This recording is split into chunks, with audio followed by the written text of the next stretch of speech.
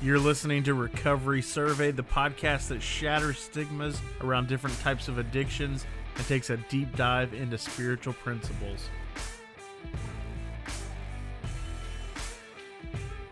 Everybody has financial problems to some extent, especially when you first get sober. And if you've been a practicing alcoholic or drug addict for any length of time, most likely you do. Rebuilding our finances is not that difficult. It just takes commitment. My guest today is named Dirk Foster. He is a sober life coach as well as a recovery author. Today we will be discussing meditation as well as finances in recovery. Welcome to the show.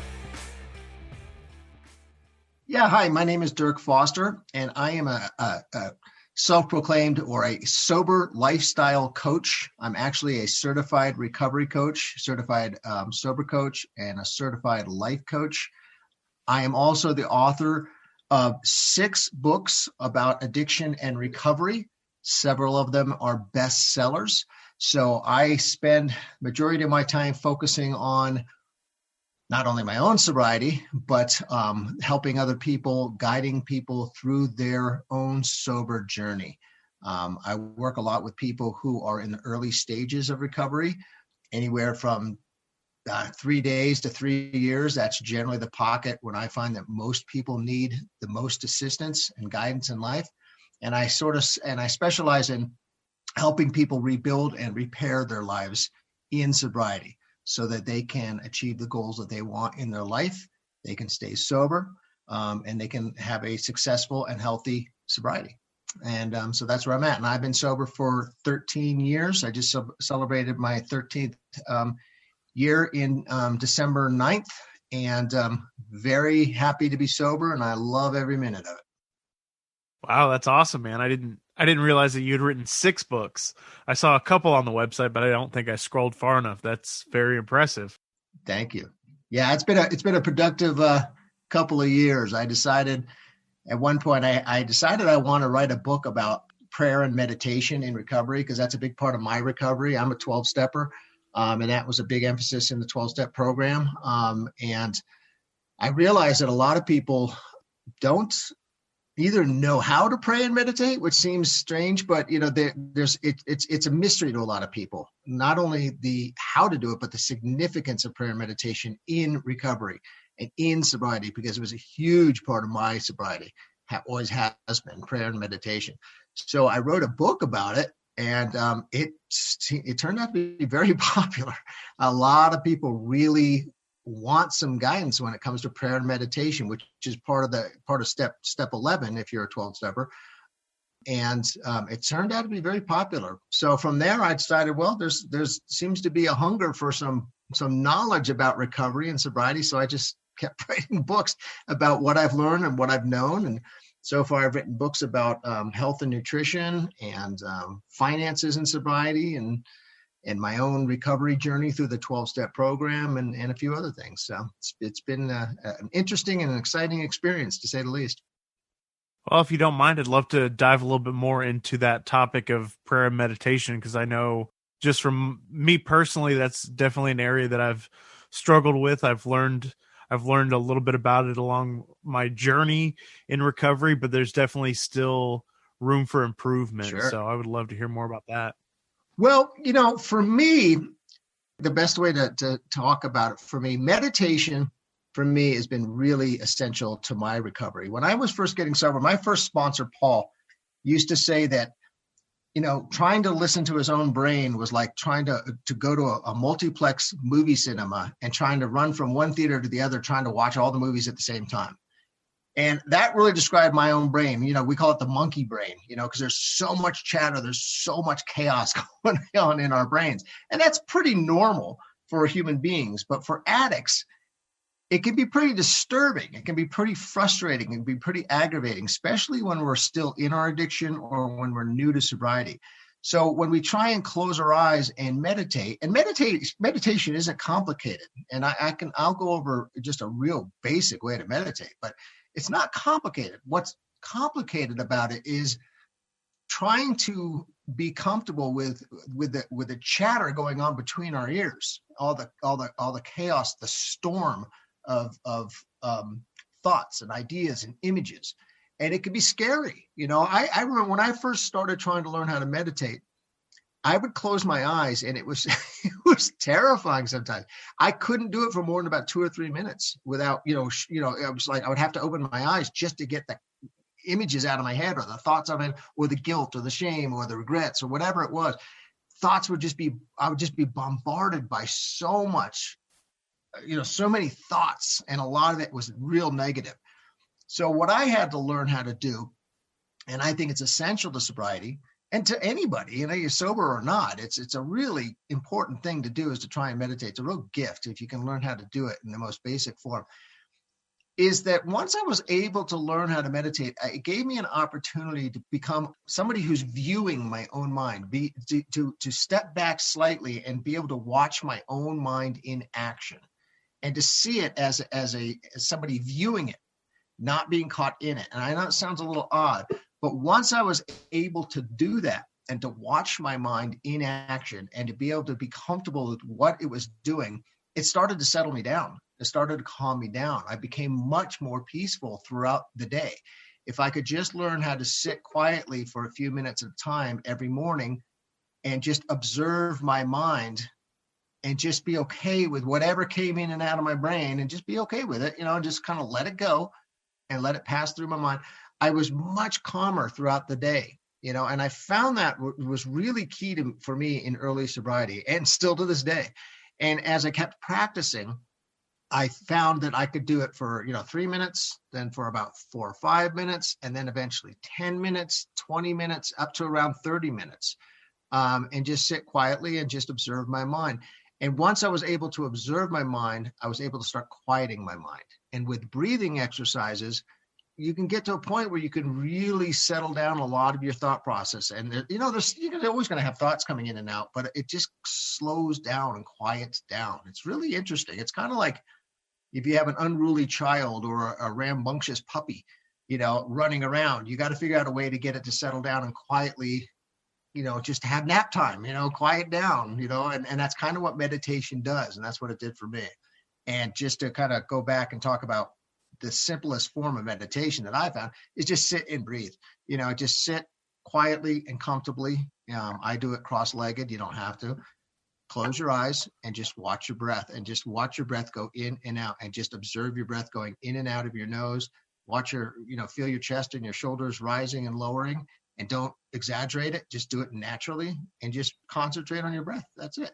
And every time a thought comes in that frightens you or agitates you, you just slightly push it away, and just let it float away like a balloon, and then just go back to focusing on your breath. That's it. That's pretty much all there is to it. There's a lot more. There's other forms of meditation. There's TM, transcendental meditation, and mantras, which I enjoy doing sometimes.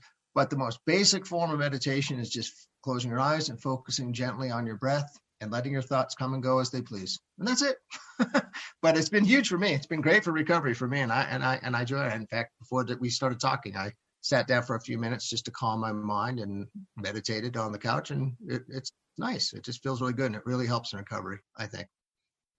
I love just the simplicity of how you describe that, and how easy that is to achieve, of just like finding a calm place and just focusing on the breath. That makes it really easy to, at least as like a starting point for meditation. Yep. One of the other things that you kind of touched on, and I would be curious to hear more about it, because I don't think I've ever talked to anybody about it, the finances in recovery. I know in the beginning I struggled with that. Like I got into recovery, and then I was quote unquote responsible. And now all of a sudden I'm opening up credit cards, and it's like, oh, free money. And so I've definitely struggled with that, especially in the beginning, of like how to manage money, how to be responsible, because for so long I didn't really take any kind of responsibility in my life. I just kind of rolled with the punches and didn't worry about tomorrow. So I'd be curious to hear more about that. Well, yeah, I mean, I find that it's fairly common with people who are new to sobriety that they have financial problems or financial issues. If you've been a practicing alcoholic or drug addict for a long time, there's probably going to be, most likely, there's going to be some financial issues. I mean, and that holds true for people who have a lot of money. I know a lot of people. I got sober in Los Angeles, and I was in meetings and knew a lot of people who were very well off, famous, whatever, and they still had financial problems. They were just there. A lot of whatever. I mean, everybody has, whether you're rich or poor, everybody has financial problems to some extent, especially when you first get sober. And if you've been a practicing alcoholic or drug addict for any length of time, most likely you do. So for me, and I'm certainly no financial genius or anything like that. I don't claim to be, but the book I wrote is called Sober and Broke. And what it is it basically talks about the essential steps, the simple steps to to recovering your financial well-being in your personal finances. I also did attend Debtors Anonymous, which was fantastic. And I would recommend that to anybody. A lot of communities don't have it. Again, I got sober in Los Angeles, so it was a big 12-step program there. But it's really helpful. And the book I wrote, Sober and Broke, is essentially just about the basic steps of just recovering your money. If you're recovering your life and rebuilding your life in sobriety, you also need to recover other aspects of your life. It's not about just getting, sober, from alcohol or drugs. That's the first step, as it were. But there's much, much more to rebuilding our lives in recovery. Putting away the alcohol and the drugs is great, but obviously there's other underlying things going on in our lives that need to be addressed. So finances is just one of them. It's just one aspect of life. But what I found important to do is to set small goals for your financial life. So for me, when I got sober, I was dead broke. I lived in a tiny, crappy little apartment, and thankfully I had a home to live in. But I live in a tiny little apartment. I was up to my eyes in debt. I had ruined my credit score and history. I owed people money. It was just a mess, just typical, mess. And I also hadn't really learned how to save money. I was always able to earn money. I was one of those people that could always earn money for whatever reason. I was always good at getting jobs, holding jobs, and getting paid pretty well. I worked in corporate America for a long time, but I was terrible at saving it. I was just terrible because I was spending it all on getting high, and just being a basic idiot. And I was terrible at saving. I was terrible at investing. Just all the basics that, we should learn when we're young. So when I got sober, I had to start taking tiny steps in rebuilding my life, my financial life. And I got a lot of advice from people. Again, I went to Debtors Anonymous. But what I learned is you have to start small. You have to start with the basics. Whatever your situation is, you have to set down you have to list out what it is you need to do to repair your life financially, whether it's making more money, whether it's paying off debt, which is huge. I mean, that is a real big deal. Whether it's selling things around the house, whether it's starting a tiny company out of your home, there's a bunch of different ways to do it. But it's just about starting somewhere. You have to start somewhere. You have to write down a list of where you're at and where you want to be and what you need to do to get there. And that's kind of a very broad way of talking, commenting on what it is I'm talking about in terms of sober finances. But paying debt was crucial to me. I was deep in debt, and I had to learn what's called the snowball process of paying down debt slowly but surely. And every time one debt gets paid, you take the money that you were putting towards that debt and you roll it into another form of debt. Pay and roll. And then rebuilding my credit, earning money in any way I could, taking second jobs, taking third jobs, selling stuff around the house. I used to have garage sales, whatever I could do. It was hustle for several years. It didn't happen overnight. But I hustled, and I got small jobs. I started my own little consulting business. I sold stuff around the house that I no longer needed.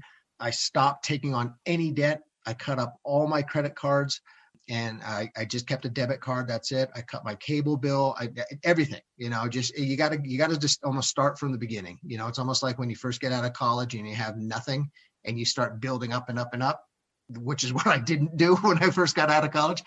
It was just starting over, just every part of our lives. We just start from the beginning again once we get sober. And it's an opportunity, and a very exciting and fun opportunity, to rebuild and get to where we want to be. So that's where it was. And, the book, of course, goes into much more detail. But, rebuilding our finances is not that difficult. It just takes commitment and some focus and a basic plan. And that's what the book really is all about. And it helps outline for people how you just kind of get back on your feet financially. But one of the things that I think I've found, at least in my personal journey with finances and recovery, is the same principles that I apply in not using drugs, I sometimes have to use in my finances, of telling myself no, of not seeking that instant gratification. And some of those things have also rolled over into that. And like you were talking about, I use the snowball method of pay off the smallest debt and then roll that into the next one, and so on and so on. But yeah, I love that. There's also, Dave Ramsey is somebody who's a financial guru who's been pretty, I've listened to a lot of I listened to his radio shows and bought some of his books and stuff. And that's something that I would recommend to people too. I mean, he's not connected to sobriety like I am, but it's kind of that pay and roll, the snowball, method. That's kind of the same theory. He's been big on that, but that's kind of like where I got a lot of that information early on. So would you like to talk a little bit more about the sober coaching and what that looks like, what kind of services you offer? Yeah. Well, sober coaching it's like life coaching or business coaching or career coaching or, diet coaching, whatever it is. What I've discovered for me, I discovered that, there's a million, not a million, but there's a lot of ways to get sober in our society. Sometimes I hear people say, well, I want to get sober, but I don't know how. I'm sorry, but that's BS. There are so many ways to get sober if you want to get sober. There are. You have to want it, but there's 12 steps, there's therapy, there's smart recovery, there's Buddhism, there's Buddhist recovery programs now. I mean, there's everything. There's so many ways. If you want help, you can get it. Okay. However, what I have discovered in my sobriety is that there's a tremendous amount of emphasis on getting sober, less so on staying sober. If you're a 12-stepper, there is emphasis on rebuilding your life, but a lot of it focuses, and this is no way to criticize 12 steps because I'm a 12-stepper, but the emphasis is significantly on the past and focusing on the past and rebuilding from the past.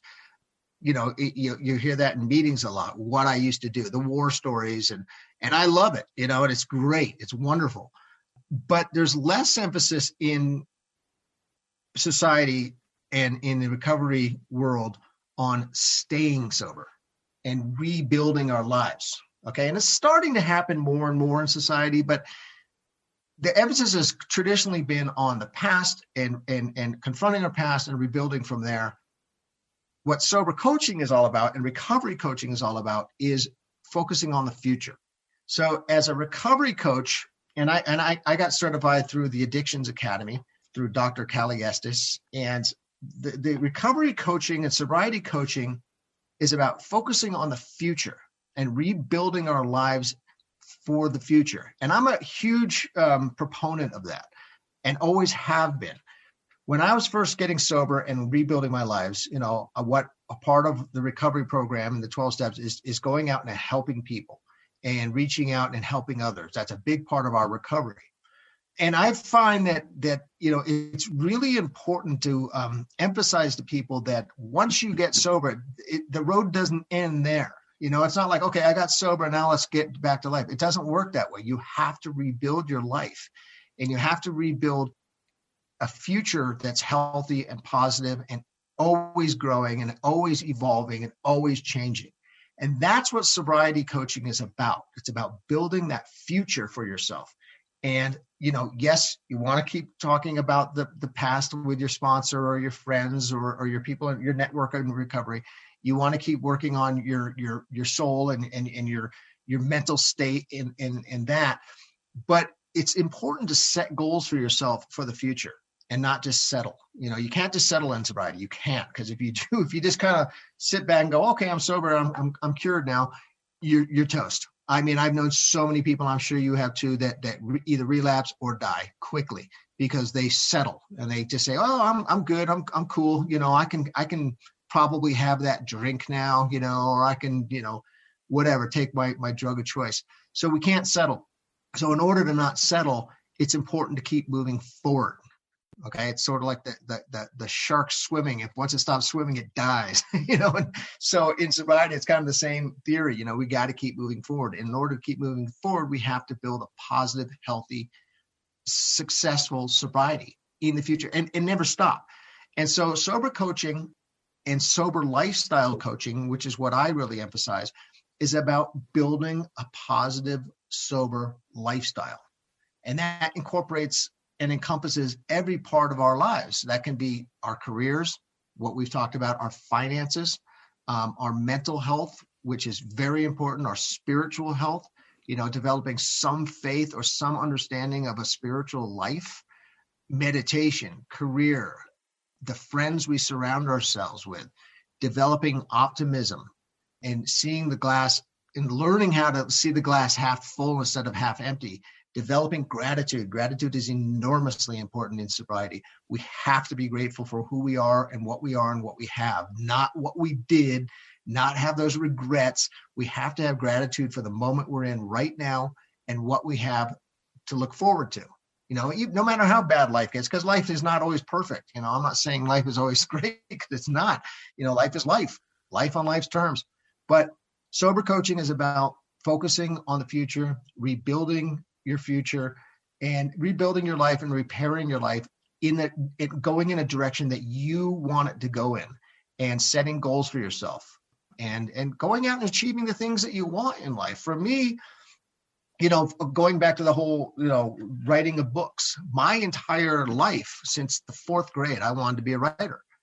That was all I ever wanted. It was the only thing I ever wanted to do was be a writer. But I got sidetracked, and I wrote in high school. I wrote in college. After college, I pursued a career as a writer in Hollywood for crying out loud. And what I ended up doing is getting more. I was much more successful at following my addictions than following my dreams, and I became a full-blown raging alcoholic and drug addict while I was slowly ignoring my dream of becoming a writer and putting that aside and just getting into trouble. So when I got sober, I wanted to start writing again. That was one of my goals. That was one of my dreams. I had the opportunity to start pursuing my dreams, and it didn't happen overnight. I just started writing stories and scripts and just kind of having fun with it and not taking it like it wasn't life or death for me. I just wanted to write. I like writing. So eventually what I did is I transitioned. I realized through a whole process that I went through that I wanted to transition from trying to write fiction to writing nonfiction and writing what it is I know best, which is recovery and sobriety. And I've been very successful in my own personal sobriety. So I started writing books about it. So that dream started to come true, So it's just little things like that, and it's just, and in the sobriety, I've started 2 companies that are not about writing. They're just businesses, small businesses that I started. And they were both relatively successful. One was a consulting business. One was a construction cleaning business. And they were both great. They were fun, and they were goals that I set for myself, and I went out and I achieved them. And, all these little things, I've bought a house in sobriety. I've gotten married in sobriety to somebody who's also sober. So that's, to me, what sober coaching is about, and what I want to do as a sober coach with people is help them rebuild and repair their life and their future in sobriety.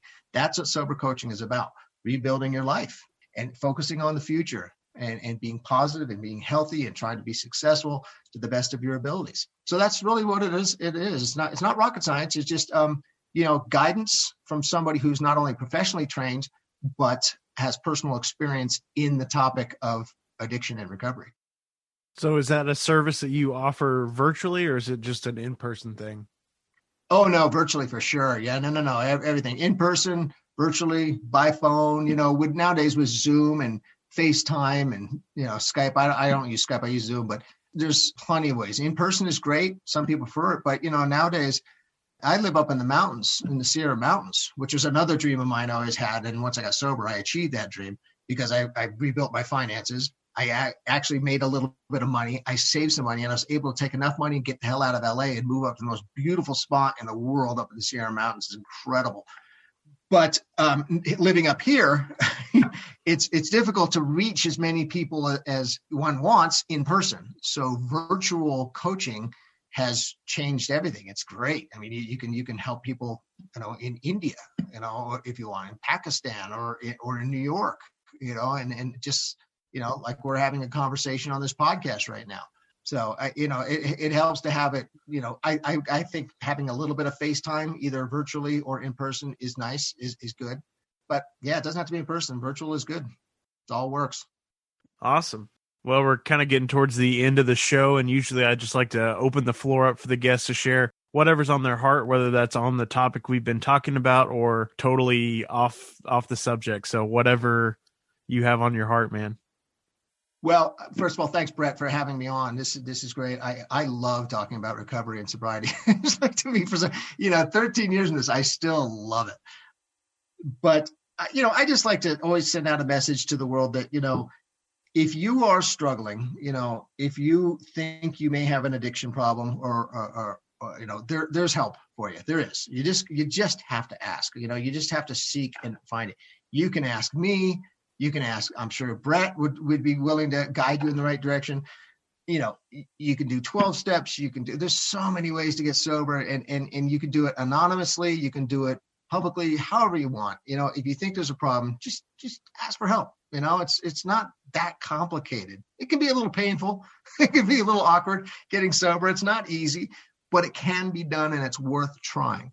And I also will say that, once you get sober, just remember there's a whole road ahead, and it can be a positive, productive, interesting, creative life that you can live in sobriety.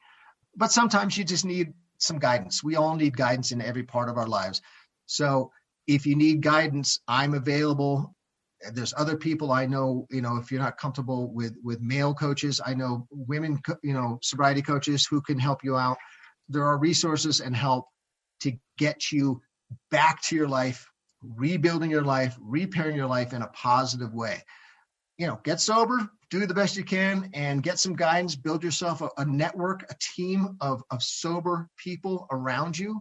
And that's going to be the best way. That's going to be the best way to guarantee that you have a successful life in recovery. So just don't be afraid to try and get out there and kick some ass. If any of the listeners want to get a hold of you, what's the best place to do that? The best way to do it is my website, which is Sober Coach Dirk. And I spell my name D-I-R-K. So it's sobercoachdirk.com. Or if you go on to Amazon, you can find my books, which are it's just Dirk Foster. The Sober Journey is the biggest selling book. So Dirk Foster, The Sober Journey, or sobercoachdirk.com. Awesome. Thank you so much. Thanks, Brett.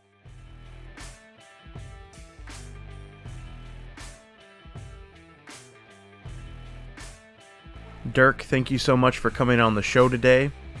If you're interested in any of his services or his books, be sure to check out the links in the show notes.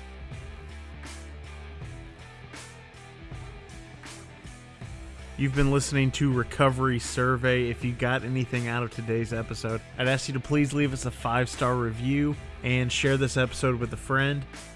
If you'd like to get in contact with us, you can find us at recoverysurvey.com. You can listen to all of our episodes on the website, as well as connect with us on social media, where you can get previews for upcoming episodes.